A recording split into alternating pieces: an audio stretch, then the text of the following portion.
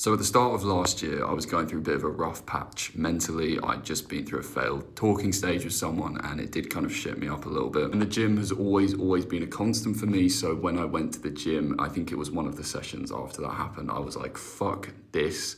I'm booking a ticket to Australia and Asia for 6 months minimum. But then I obviously got over myself. I was having quite a good summer. Everything was going to plan. Then a very bad thing happened. I got injured. I fucked up my rotator cuff and I lost so much muscle and gained a little bit of fat. It was insane. Like I reverted back to how I was about 7 years ago. For reference, this is how I looked before. So quite a serious loss of muscle. As you can imagine, I was not massively keen on going traveling for 6 months because I wanted to basically recover from the injury and gain back the muscle I had lost. Also, my business was starting to gain traction. So this is how I felt about traveling. I think this was like a day or two before I was due to go. Horrible photo, but it paints the picture. I said, fuck it. I made the promise to myself, so off I go traveling. Honestly, I really didn't know what to expect.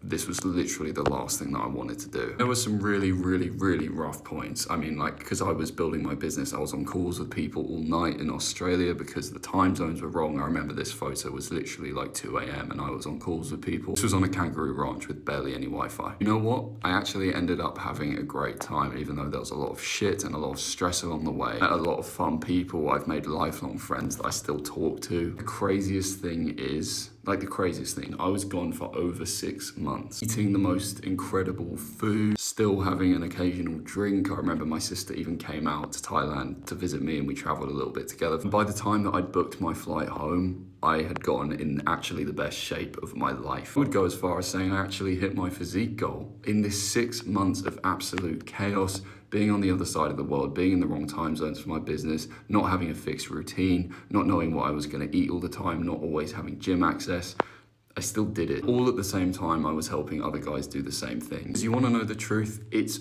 always a bad time. And I don't care, you're not special, your life isn't more complicated or difficult than anyone else's. Everyone goes through stress, everyone goes through hardship. It's about how you respond. It's in your control, okay?